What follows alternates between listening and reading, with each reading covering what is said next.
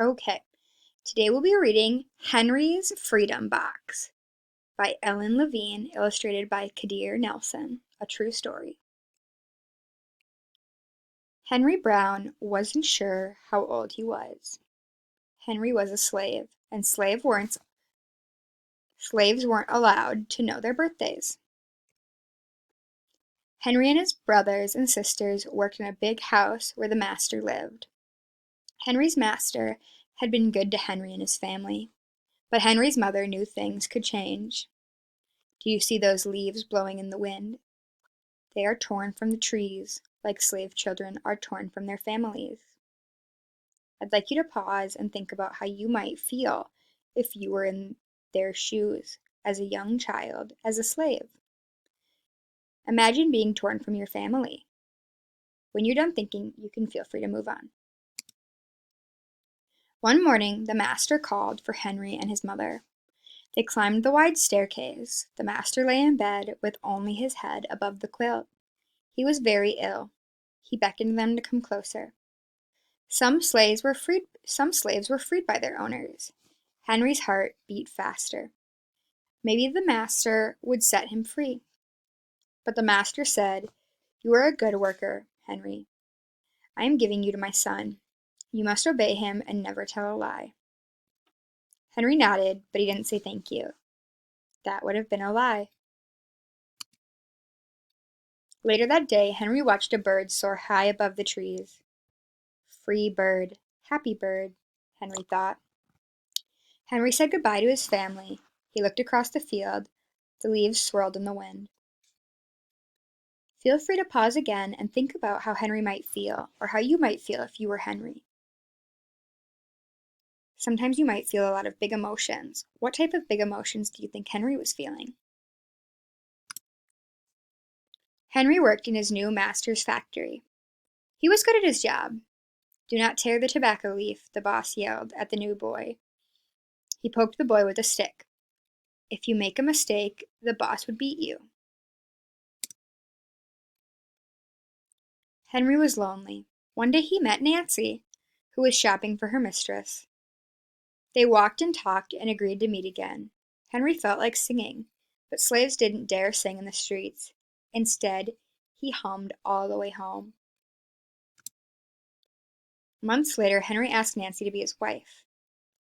When both their masters agreed, Henry and Nancy were married. Soon there was a little baby, and then another, and another. Henry knew they were very lucky. They lived together even though they had different masters. But Nancy was worried. Her master had lost a great deal of money. "I'm afraid he will sell our children," she said. Henry sat very still. Henry worked hard all morning. He tried to forget what Nancy had said. His friend James came into the factory. He whispered to Henry, "Your wife and children were just sold at the slave market." "No," Henry cried. Henry couldn't move. He couldn't think, and he couldn't work. "Twist that tobacco," the boss poked Henry. Henry twisted tobacco leaves. His heart twisted in his chest. At lunchtime, Henry rushed to the center of town. A large group of slaves were tied up together. The owner shouted at them. Henry looked for his family. "Father! Father!" Henry watched his children disappear down the road. Where was Nancy? He saw her the same moment she saw him. When he wiped away his tears, Nancy too was gone. Henry no longer sang. He couldn't hum. He went to work, and at night he ate supper and went to bed. Henry tried to think of happy times, but all he could see were the carts carrying away everyone he loved. Henry knew he would never see his family again. I'd like you to pause and think about how this might make you feel, or how Henry felt. This might bring up a lot of big emotions, and that's okay. If you'd like, you can find a sibling or a parent or a grown-up to talk about. Many weeks passed. One morning, Henry heard singing. A little bird flew out of a tree into the open sky, and Henry thought about being free. But how? As he lifted a crate, he knew the answer. He asked James and Dr. Smith to help him. Dr. Smith was a white man who thought slavery was wrong. They met early the next day at an empty warehouse. Henry arrived with a box. "I will mail myself to a place where there are no slaves," he said. James stared at the box, then at Henry. "What if you cough and someone hears you?" "I will cover my mouth and hope," Henry said. Dr. Smith wrote on the box, "To William H. Johnson, Ark Street, Philadelphia, Pennsylvania." Henry would be delivered to a friend's in Pennsylvania. Then lie printed on the crate in big letters, "This side up with care." Henry needed an excuse to stay home, or the work boss would think he had ran off. James pointed at Henry's sore finger. But Henry knew it wasn't bad enough. He opened a bottle of oil of vitriol. "No," cried James. Henry poured it on his hand. It burned his skin to the bone. Now the boss would have to let him stay home. Dr. Smith bandaged Henry's hand. They arranged to meet the next morning at 4 o'clock. The sun was not yet up when Henry climbed into the box. "Ready," he said.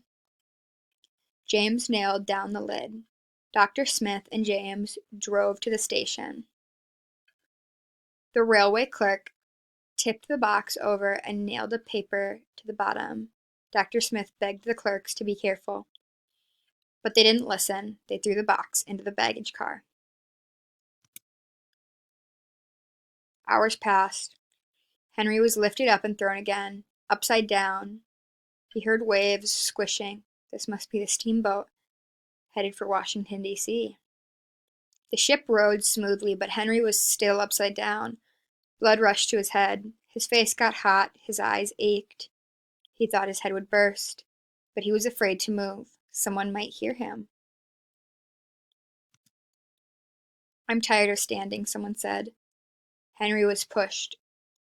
"Oh, I'm tired of standing," someone said. "Why don't we move that box and sit on it?" said another. Henry held his breath. Could they be talking about his box? Henry was pushed. The box scraped the deck. Now he was right side up, right on his right side. Now his left, and suddenly right side up. "What do you think is in here?" said the first man. "Mail, I guess," said the other. "I am mail," thought Henry. But not the kind they imagine. Henry was carried off the steamboat and placed on a railroad car, this time head up. He fell asleep to the rattling song of the train wheels. He awoke to loud knocking. "Henry, are you all right in there?" "All right," he answered. The cover was pried open. Henry stretched and stood up. 4 men smiled at him. "Welcome to Philadelphia."